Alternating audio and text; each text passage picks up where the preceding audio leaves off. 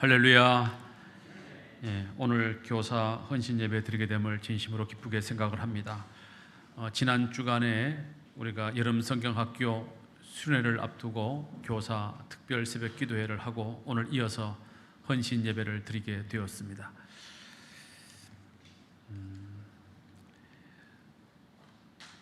오늘 제가 점심을 먹었는데 너무 덥더라고요. 와, 오늘 정말 더워요. 우리 식당에서 봉사하신 우리 권사님들 막 구슬 같은 땀을 막 뻘뻘 흘리시고 봉사하셨는데 너무 죄송스럽더라고요. 야, 이렇게 땀 흘리고 봉사하시는데 이게 내가 점심을 먹어도 되나 싶을 정도로 우리 식당 팀을 위해서 박수 한번 감사합니다.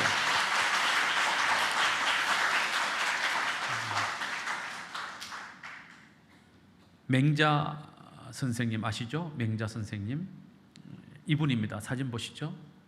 이분이 맹자 선생님인데 이분이 이런 말씀을 했어요. 배부르게 먹고 따뜻한 의복을 입고 안락한 생활을 할지라도 뭐가 없으면, 교육이 없으면 짐승의 생활과 다를 바가 없다. 사람은 교육을 해야 돼요. 교육이라고 하는 말은 뭐냐면 끄집어내는 것, 끄집어내는 것. 그 사람 속에 있는 가능성, 기독교적으로 표현을 하자면 하나님이 각 사람에게 주신 재능과 은사와 달란트를 끄집어 내어주는 사람, 그 사람을 교사라고 하는 거죠. 근데 하나님이 주신 그 선한 달란트, 은사, 재능 이런 것들을 끄집어내지 않고 사람이 그냥 태어난 대로 살면 짐승과 다를 바가 없다. 결국은 짐승만 또 못한 그런 사람이 된다는 거죠. 그래서 우리 교사들이 해야 되는 가장 중요한 일은 바로 뭐냐 하면 우리에게 맡겨진 아이들 속에 숨겨져 있는 보화와도 같은 그 아이의 가능성, 달란트를 끄집어내주는 거예요. 그래서 우리가 교사는 굉장히 중요한 일이다 하는 것이죠. 교사의 힘은 가르치는 데 있습니다. 근데 그 가르침을 통해서 내가 가르치는 그 대상자들의 가능성이 끄집어내어지고 그 아이가 더 크게 성장하고 발전하는 모습을 보는 것이 바로 교사의 보람이라고 할 수가 있겠습니다. 그래서 교사는 엄밀히 말하면 나보다 더 나은 사람을 만드는 사람이에요. 이해가 가시나요? 교사는요, 나보다 더 나은 사람을 만들어줘야 돼요. 그래서 교사는 항상 그 학생들, 가르침 받는 사람들의 디딤돌 역할을 해주는 것이 교사다. 이렇게 생각하시면 되겠습니다. 학생들이, 내가 가르치는 제자들이 나를 밟고 나보다 더 높은 단계로 올라갈 수 있도록 해주는 역할을 하는 게 바로 교사입니다. 우리 부모들도 부모라는 이 직분 속에, 부모라는 이 하나님이 주신 이 거룩한 이 사명 속에는 교사의 사명도 포함되어 있습니다. 그러니까 부모가 아이들을 어떻게 해야 돼요? 잘 가르쳐야 돼요. 그 아이 속에 있는 하나님이 내게 선물로 주신 그 자녀의 심령 속에 있는 가능성을 끄집어내주고, 그리고 나를 밟고 나보다 더 위대한 존재가 되도록 우리 자녀들을 그렇게 양육하고 키워나가는 교사의 역할도 부모들은 해야 된다는 것이죠. 선배도 마찬가지입니다. 선배도 후배들의 인도자이기도 하고 또 가르치는 교사이기도 하고 모범을 보여야 되는 교사이기도 합니다. 그래서 선배는 항상 자기보다 뛰어난 후배를 만들어야 되죠. 자기보다 뛰어난 후배를 만들어야 됩니다. 그 일을 잘 하는 사람을 우리는 통틀어서 성경에서는 교사라고 하는 겁니다. 이 일을 잘하는 사람을 교사라고 하는 것이죠. 결국 교사의 사명, 교사의 역할은 뭐냐 하면 그 사람을 변화시키는 데 있습니다. 어떤 쪽으로? 좋은 쪽으로, 긍정적인 쪽으로 변화를 시키는 것이 바로 교사의 사명이고 역할이다. 이렇게 볼 수가 있겠습니다. 자, 그렇다면 사람을 가장 많이 변화시킨 사람이 누구일까요? 예수님이시죠. 예수님은 죄인을 변화시켜 의인을 만드시는 분이십니다. 지옥 갈 사람들을 변화시켜 천국 갈 사람으로 변화시키시는 분이십니다. 예수님만큼 전 세계적으로, 전 인류적으로 예수님만큼 많은 사람을 변화시킨 사람은 없습니다. 소크라테스, 플라톤, 공자, 맹자, 그분들이 다 훌륭한 선생님들이셨지만 예수님만큼 이렇게 전 인류적으로, 전 세계적으로 이렇게 많은 변화를 이끌어내신 분은 없습니다. 예수님 때문에 인류 역사가 변화되었고 예수님 때문에 세계 역사가 바뀌었기 때문에 예수님이 세계 역사의 뭐가 되는 거예요? 중심이요, 세계 역사의 기초요, 세계 역사의 완성이 되시는 것이죠. 그래서 코르진이라고 하는 사람은 이런 말을 했습니다. 시작. 예수님은 읍든가는 선생 이상이며 비길 데 없는 선생이시었다. 예수님과 비길 만한 선생님은 없다라는 거예요. 예수님과 비길 만한 그런 선생님은 없다. 예수님보다 더 뛰어난 으뜸가는 선생도 없다. 예수님이 세상에서 가장 위대한 선생님이셨다라는 말씀이죠. 엘머 월즈라고 하는 사람은 이런 말을 했습니다. 시작. 세계 역사상 가장 위대한 교사가 있다면 소크라테스, 석가, 예수 이 세 분인데 이 중에 가장 위대한 교사는 예수님이시다 그랬습니다.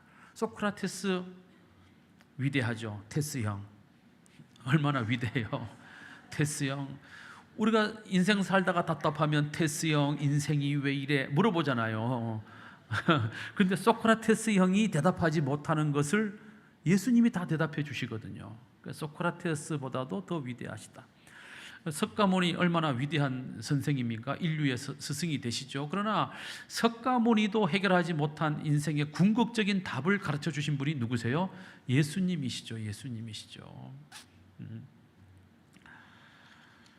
석가모니께서 보리수 나무 아래에서 인생이란 무엇이냐, 생로병사, 희로애락을 고민하고 얼마나 고민했는지 머리 감는 것을 잊어버렸어. 그래가지고 머리를 평생 안 감아가지고, 여러분들 절에 가면 부처상에 보면 부처상 머리가 어때요? 꼬불꼬불해. 그게 다 새똥이야. 그게 꼭 곱슬머리가 아니고 하도 앉아갖고 도만 닦다 보니까 새가 와가지고 새똥을 하도 싸가지고 그냥 새똥이 동글동글 뭉쳐서 여러분 머리는 감아야지. 그래도 바빠도 그죠? 그래서 위대한 스승 중에 가장 위대한 스승은 누구시다? 예수님이시다. 자, 그렇다면 도대체 예수님은 어떤 선생님이셨는가, 어떤 교사셨는가? 오늘 마태복음 7장 29절에 이렇게 말씀하고 있습니다. 시작. 이는 그 가르치시는 것이 권위 있는 자와 같고 그들의 서기관들과 같지 아니함일러라. 예수님 당시에 사람들을 가르치는 사람들을 랍비라고도 하고요, 그 랍비 가운데 많은 사람들이 서기관 출신들이었어요. 서기관이라는 사람은 뭐 하는 사람이냐 하면, 서기관이 뭐야? 우리 선생님들, 서기관이 뭐야? 면서기, 동서기, 청년부서기, 그런 것 아니고, 여기서 말하는 서기관은 뭐냐 하면 성경을, 구약 성경을 옮겨 쓰는 사람, 그대로 옮겨 쓰는 사람을 서기관이라고 그래요.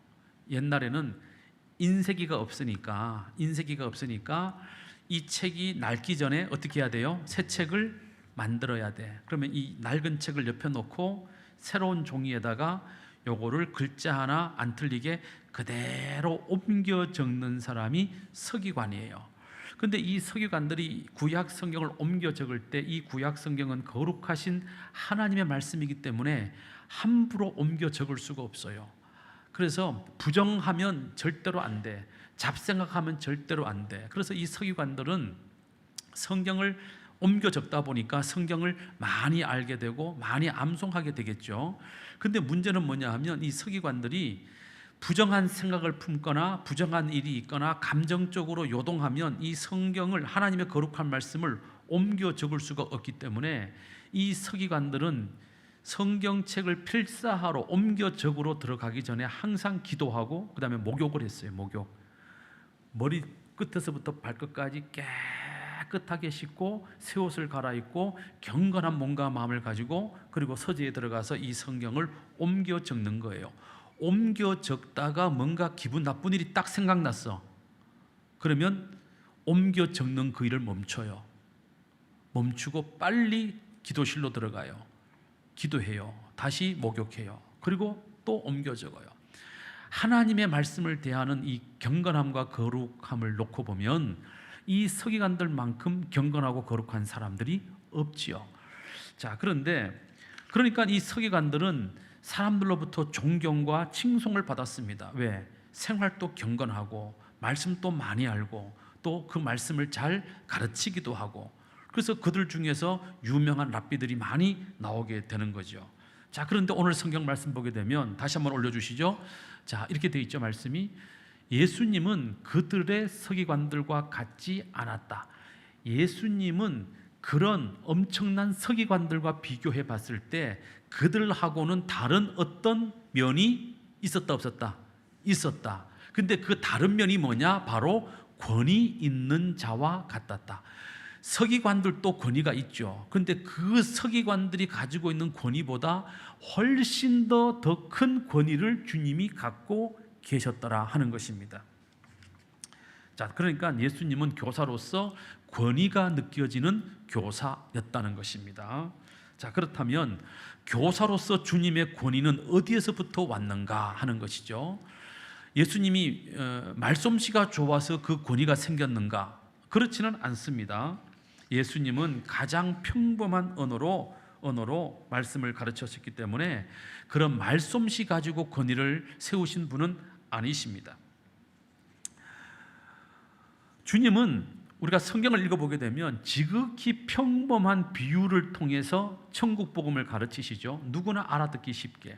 그러니까 예수님이 어려운 말을 구사해서 아주 엄청난 지식을 자랑했기 때문에 권위가 있는 것이 아니라 뭔가 예수님이 남다른 독특한 엄청난 그 권위를 있게 하는 예수님만의 뭔가가 있었다는 것이죠. 자, 그렇다면 그 권위는 어디로부터 오는 것인가? 서기관들도 권위가 있는데 그 서기관들보다 더 큰 권위를 가지신 주님의 그 권위는 어디서부터 왔는가? 그것은 바로 서기관들에게서 느껴지지 않는 영적인 파워. 무슨 파워? 영적인 파워. 무슨 힘? 영적인 힘으로부터 예수님의 권위가 나왔다는 사실입니다. 자, 그러면 영적인 힘, 예수님이 갖고 계시는 그 영적인 힘, 예수님이 갖고 계시는 그 영적인 파워는 어디로부터 오는 것인가 하는 것이죠. 자, 여러분, 목사님도 보면 다 같은 목사님들이 아니잖아요. 어떤 목사님은 강대상에 딱 쓰면 성도 여러분들이 저 목사님의 말씀은 내가 들어야 돼 하고 그 말씀 속으로 나도 모르게 쫙 빨려 들어가는 그런 영적인 느낌을 받으실 때 있어요, 없어요? 죄송해요, 그런 느낌을 못 드려서. 그런 느낌을 받으실 때가 있어요. 그럴 때 그 목사님의 영적인 권위를 느껴요, 못 느껴요? 느끼죠.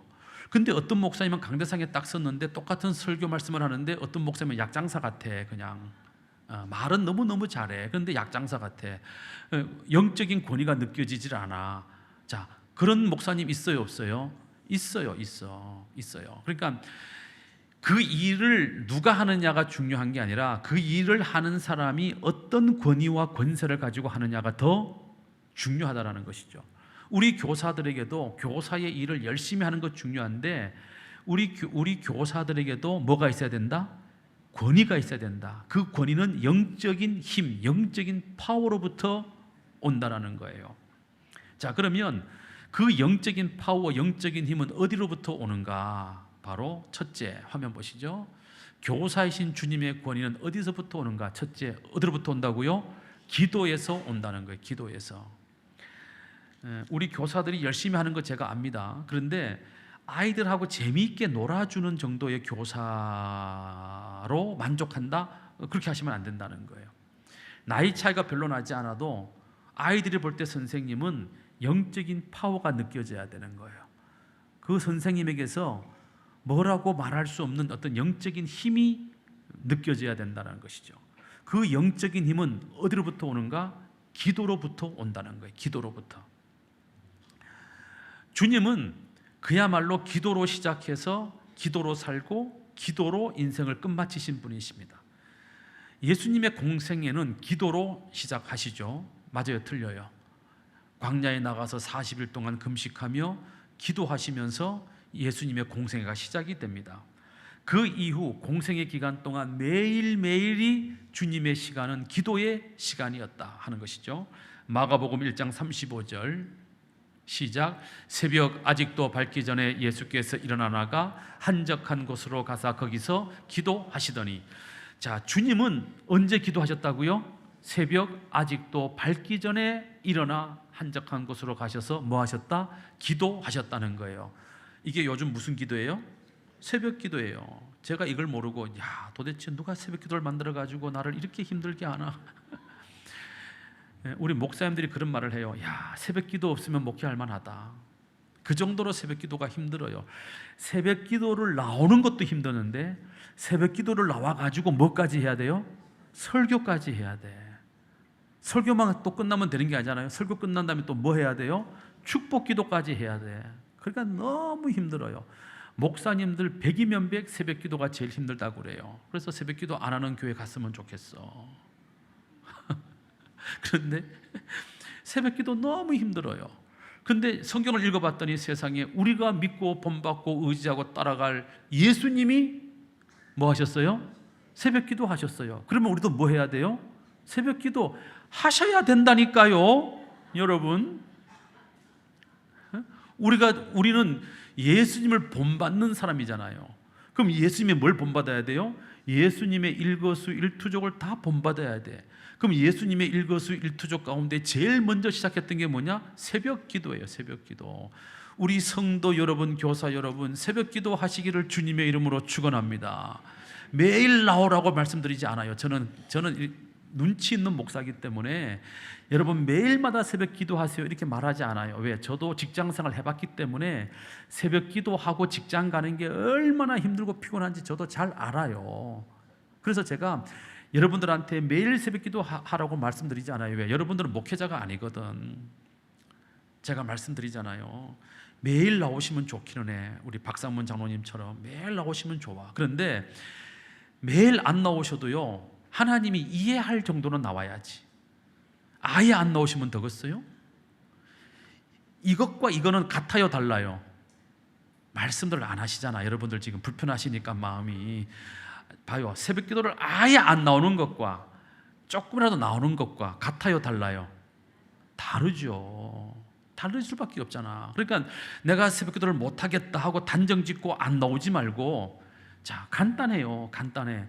여러분들 생일날 끝자리에 해당되는 날만 나오시라고요. 이것도 못하신다 그러면 안 되지. 자, 우리 유나 생일이 며칠이야? 9일? 그러면 9일만 나오면 돼. 그럼 9일날 한번 나오고 19일날 나오고 그 다음에 29일날 나오고, 그럼 한 달에 3번 이거는 나올 수 있잖아요. 또 유나는 다행이네. 2월 달에 29일까지 없는 날도 있으니까 한 번은 더 빠지겠네. 축복받은 거야. 그러니까 얼마나 좋아.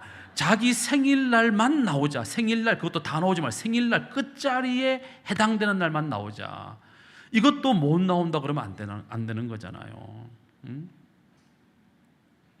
힘든 육체적인 일을 하시는 우리 집사님들 중에도 우리 안정수 집사님 새벽기도 한 번도 안 빠져요.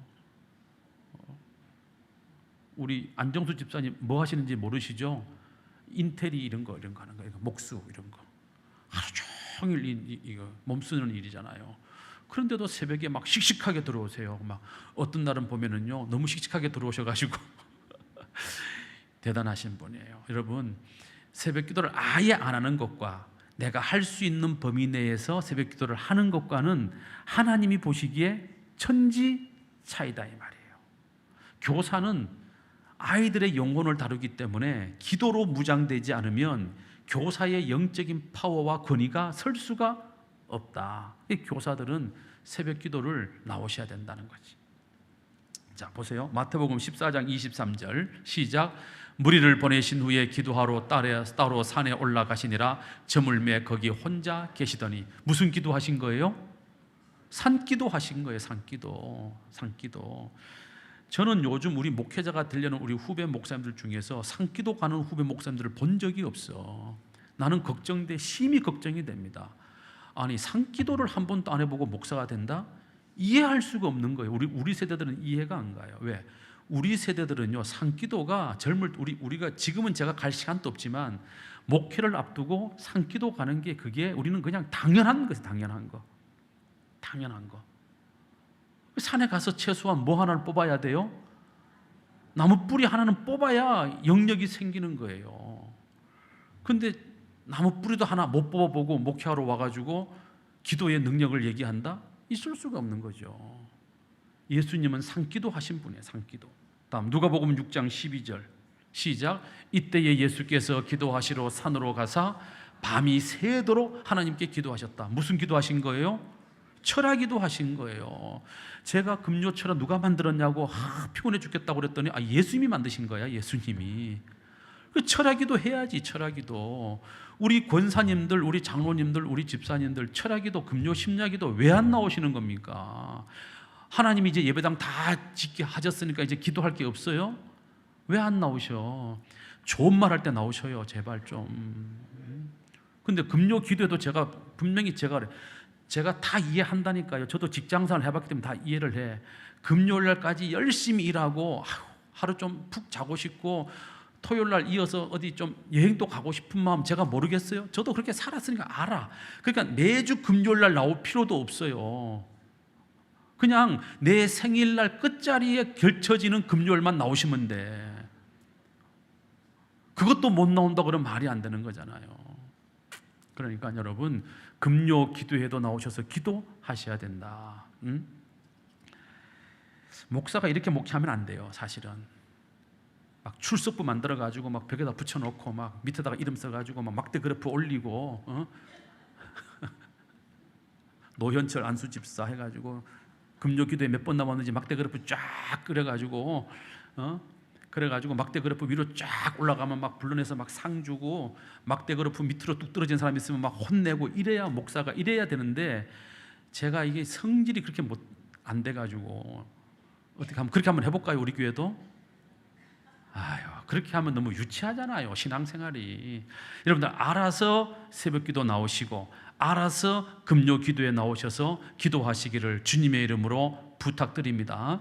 자, 그 다음 또 보세요. 누가복음 22장 39절 40절 시작. 예수께서 나가사 습관을 따라 감람산에 가시매 제자들도 따라갔더니 그곳에 이르러 그들에게 이르시되 유혹에 빠지지 않게 뭐하라? 기도하라 하시고 주님이 마지막 기도를 들으셨어요. 자, 예수님의 기도는 습관화되었다. 몸에 배어 있었다. 몸에 배어.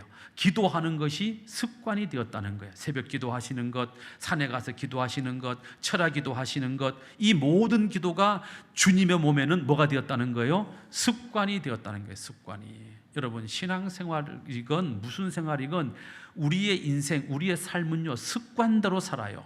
습관을 잘못 들이면 인생이 엉망이 되는 거고 습관을 잘 들이면 좋은 인생을 살 수 있게 되는 줄로 믿으시기를 바랍니다. 그래서 우리 교사들은 좋은 습관을 가지셔야 돼요. 늘 기도하는 습관, 성경 보는 습관, 좋은 습관 가지셔야 되는 거죠. 근데 이 습관을 바꾼다는 게 쉽지가 않아요. 그 사람의 습관을 보면 그 사람의 됨됨이를 알 수가 있어요. 여러분, 예수님은 기도가 습관처럼 몸에 배어 있는 분이셨어요. 자, 그렇기 때문에 예수님은 돌아가실 때도 십자가에서 숨지실 때도 기도하고 돌아가세요. 누가복음 23장 46절 시작. 예수께서 큰 소리로 불러 이르시되 아버지 내 영혼을 아버지 손에 부탁하나이다 하고 이 말씀을 하신 후에 숨지시느니라. 아버지여 내 영혼을 아버지 손에 부탁하나이다. 이게 뭐예요? 예수님의 마지막 기도예요. 기도. 예수님은 그 인생 마지막도 기도하고 운명하셨다. 다시 말하면 예수님은 기도로 시작하시고 기도로 사시다가 기도로 인생을 마치셨다. 할렐루야. 바로 거기에서부터 주님의 권위가 나타났다는 것입니다. 사실 다른 사람을 가르친다는 것은 굉장히 힘들고 어려운 일입니다. 그래서 가르치다 보면 한계를 느끼게 돼요. 누구든지 무기력함을 느끼기도 합니다. 때로는 가르치는 이 사명에 사명감을 상실할 때도 있습니다. 자, 그래서 우리 교사들이, 많은 교사들이 아유 힘들어서 못하겠다, 내년에는 쉬어야 되겠다, 이렇게 말하시는 교사들이 굉장히 많이 있습니다. 자, 그런데 예수님은 단 한 번도 아유 힘들다, 내가 가르치는 일을 그만둬야 되겠다라고 말씀하신 적이 없어요. 왜냐하면 예수님은 가르치시기 전에 기도했고, 가르치시면서 기도했고, 가르치고 난 뒤에 기도했고, 예수님은 기도로 날마다 새 힘을 얻었기 때문에 힘들고 어렵고 피곤해도 그 사명을 끝까지 감당하셨다는 겁니다. 우리 많은 교사들이 기도 없이 그 시간에 그 교회 학교에 가서 있는 것만으로 교사의 사명을 다했다라고 착각할 때가 있어요. 근데 교사의 사명은 엄밀히 말하면 기도로부터 시작하는 겁니다. 기도로 시작하고 기도로 교사의 일을 하고 그리고 끝나고 기도하고, 이 과정 속에서 빠지지 말아야 될 게 뭐냐 하면 바로 자기 자신을 위한 기도입니다. 자기 자신이 기도로 무장되지 않으면 안 된다는 사실을 인식하고, 교사들은 자기 자신을 위해서 무엇보다도 더 많이 기도해야 된다는 것이죠. 주님은 천국 복음을 가르치실 때마다 항상 은혜가 충만했고, 주님의 그 가르치심을 듣는 모든 사람들은 주님의 그 가르침을 들으면서 놀랍게 여기더라. 오늘 말씀 보니까 놀랍게 여기더라. 자, 바로 이 힘은 바로 기도에서부터 왔다는 것입니다. 우리 교사 여러분, 기도를 많이 하는 교사들이 되시기를 주님의 이름으로 축원합니다. 두 번째, 교사의 영적인 파워, 교사의 권위는 어디로부터 오는가? 두 번째, 어디로부터 온다? 말씀으로부터 온다는 거예요. 말씀으로부터. 예수님은 공생애를 시작하기 전 30년간 하나님의 말씀으로 충분히 무장받는 시간을 가지셨습니다. 누가복음 2장 46절 47절 말씀 보겠습니다. 시작. 사흘 후에 성전에서 만난즉 그가 선생들 중에 앉으사 그들에게 듣기도 하시며 묻기도 하시니 듣는 자가 다 그 지혜와 대답을 놀랍게 여기더라. 자, 이게 언제적 얘기냐 하면 예수님이 한 12살쯤 되었을 때 예수님의 육신의 아버지 요셉과 육신의 어머니 마리아와 함께 유월절을 지키러, 유월절 절기를 지키기 위해서 예루살렘 성으로 올라가셨어요. 근데 예루살렘에 올라가 가지고 유월절 절기를 지내고 이제 다시 나사렛으로 이제 돌아가는데 예수님이 안 보이는 거예요. 한 사흘쯤 갔는데 육신의 아버지와 어머니 생각에는 우리 아들 예수가 누군가는 따라서 오겠지, 동네 사람 누군가는 따라서 오겠지 하고 봤는데 3일이 지났는데도 한 번도 육신의 아들 예수가 안 보이는 거예요. 그래서 물어보는 거죠. 여보시오, 혹시 우리 아들 예수를 봤소? 아니요, 못 봤는데요. 우리 아들 예수 봤소? 못 봤는데요. 이런 걱정이 되는 거예요. 그래가지고 거꾸로 물어서 찾으면서 와보니까 예루살렘까지 다시 되돌아온 거예요. 와서 예루살렘 성전 안에 들어갔더니, 말씀 다시 올려주세요.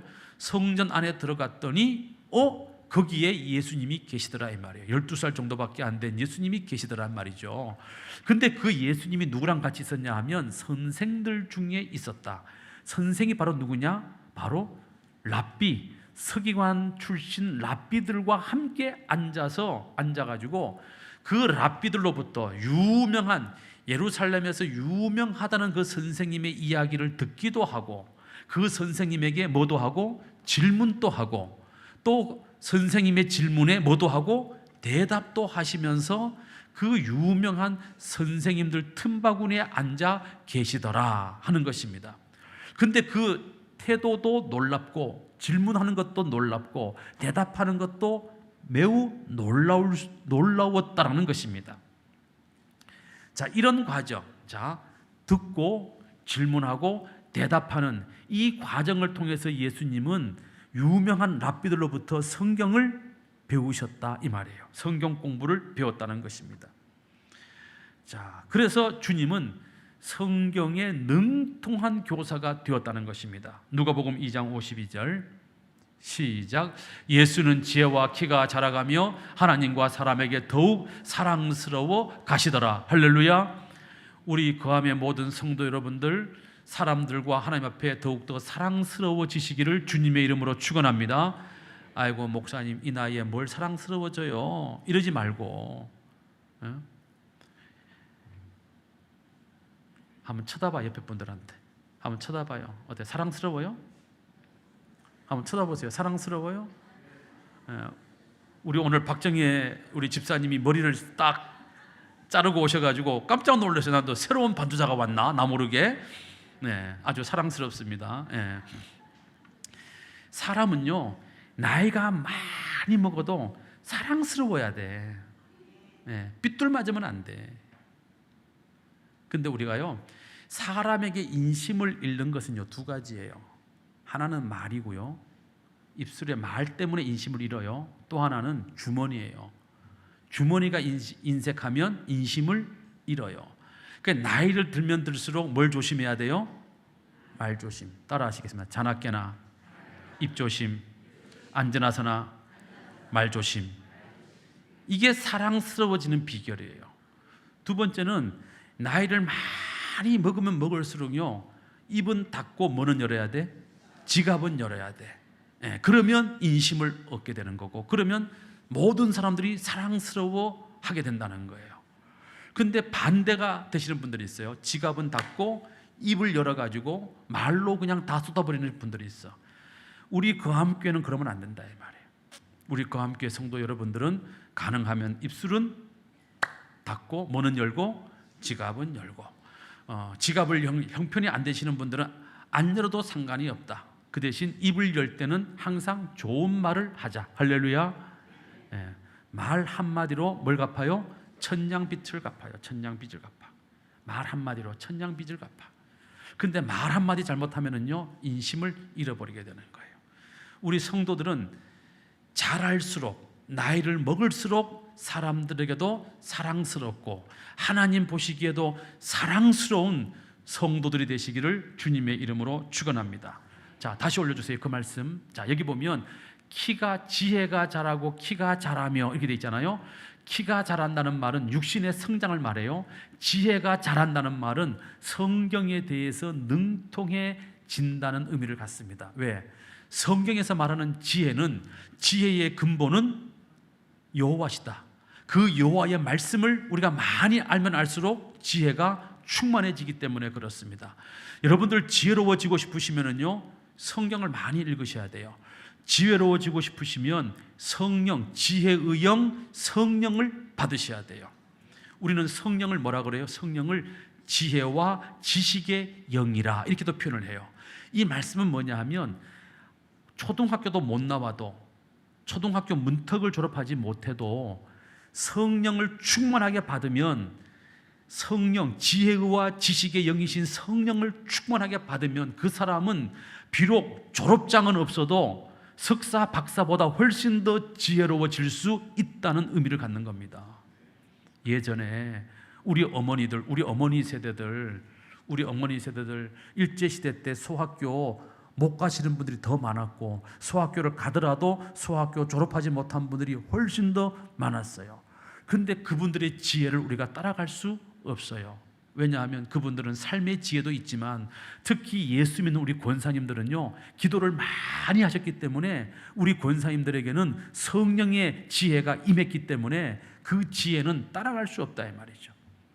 우리 교사들도 성경을 많이 읽으셔야 돼요.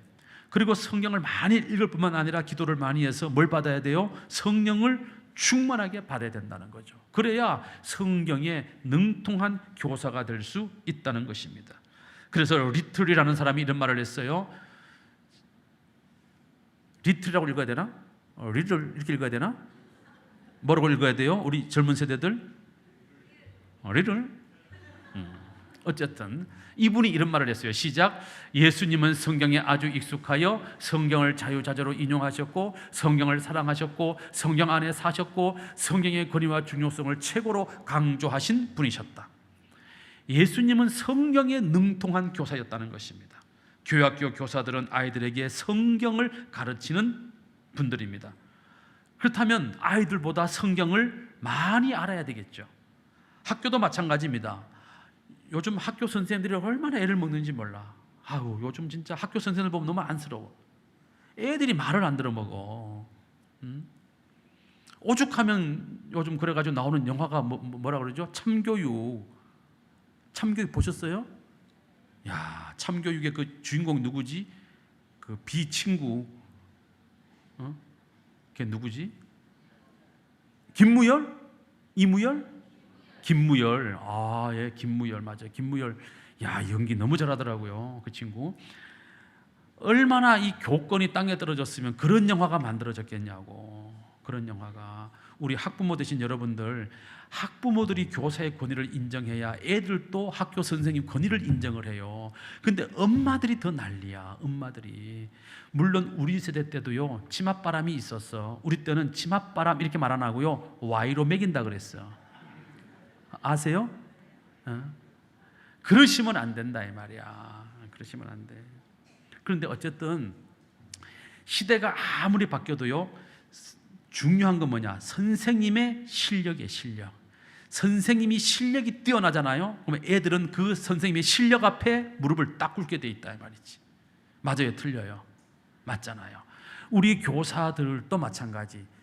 우리 교회학교 교사들의 전공 과목은 성경이니까 성경을 많이 알면 애들이 그 권위 앞에 무릎을 꿇을 수밖에 없다 이 말이죠. 근데 선생님이라고 와서 앉아 있는데 선생님이나 나나 아는 게 똑같아.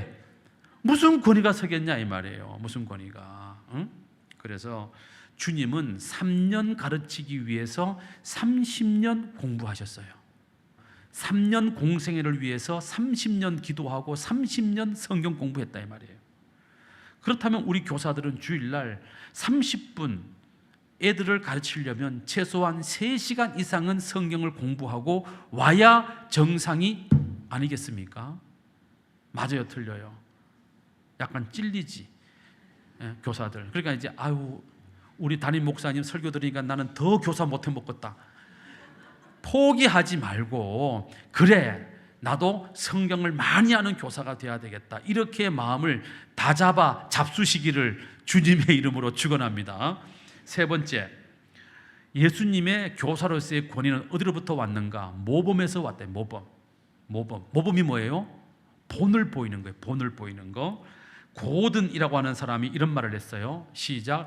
예수님은 교육을 하시기 전에 이미 행동을 하셨고 가르치신 것을 그대로 실천을 하셨으며 앞으로 가르치실 것을 미리 행하셨다. 다시 말하면 예수님은 입으로만 가르치신 것이 아니라 뭐로도? 행동으로도 가르치셨고 삶으로도 가르쳐 주셨다는 겁니다. 자, 버드슬리라는 사람이 이런 말을 했어요. 자, 시작. 예수님은 의존하는 자에게는 어떻게 의존해야 하는가를, 이웃들에게는 어떻게 친구가 되어야 하는가를, 가난한 자들에게는 어떻게 기도해야 하는가를, 고통을 당하는 자들에게는 어떻게 견뎌야 하는가를, 모든 사람에게는 어떻게 죽어야 하는가를 보여주셨다 이 말이에요. 직접 보여주셨다. 행동으로 보여주셨다는 거예요. 이게 바로 뭡니까? 솔선수범이다. 솔선수범. 교사의 권위도 솔선수범에서 나온다 이 말이죠. 교사가 주일날 제일 늦게 와. 그러면서 예배 늦은 애들한테 야, 너 왜 늦게 왔어? 이러면 그 권위가 서겠어요? 애들이 뭐라 그러겠어요? 선생님이나 잘하세요 이런단 말이지. 응? 교사들끼리 앞에서 전도사님이 막 설교하는데 앞에서 말이지, 우리 담당 목사님이 설교를 하고 있는데 교사들이 뒤에서 막 수군덕 얘기를 하고 있다가 앞에 애들이 떠들으니까 예, 조용히 해라 하면 애들이 그 말을 듣겠냐 이 말이야. 선생님이나 조용히 하세요 이럴 거 아니냐 이 말이지. 그러므로 우리 교사들은 말만 앞세우는 교사가 되지 말고 행동으로 예수님처럼 보여주는, 모범을 보여주는 그런 교사가 될 때 교사의 권위는 설 수 있다는 것입니다. 네 번째, 가기 전에 이 솔선수범은 굉장히 중요해요. 가정에서도 마찬가지죠. 가정에서도 부모들이 솔선수범해야 됩니다. 모범을 보여주셔야 돼요. 모범을.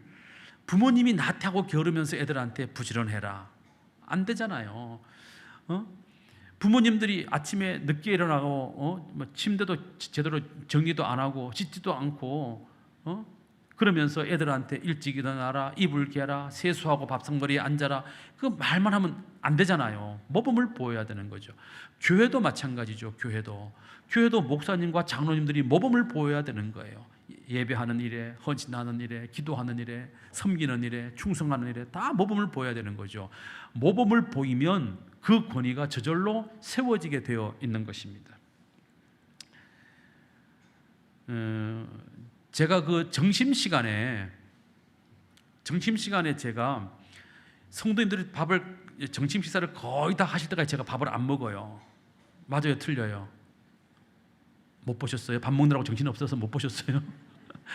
점심시간에 제가 밥을 제일 나중에 먹는 측에 속하죠. 왜냐하면 제가 점심 식사하면서 이렇게 우리 어르신들 또 우리 교우들 이렇게 얼굴 만나고 아유 많이 드세요, 맛있게 드세요 인사하면서 상황을 살피거든요. 자, 그런데 만약에 보세요, 제가 당회장실에 앉아가지고 이제부터 제 정심은 당회장실로 식사 당번들이 가지고 오세요. 이렇게 해서 제가 당회장실에 앉아가지고 여러분들이 엄마 같은 우리 어머니 같은 권사님이 우리 큰 누님 같은 권사님이 밥상 들고 온 그 밥상을 받아가지고 먹는다고 하면 여러분 그게 존경스러워 보이겠어요? 아니면 꼴값 떠는 걸로 보이겠어요? 네?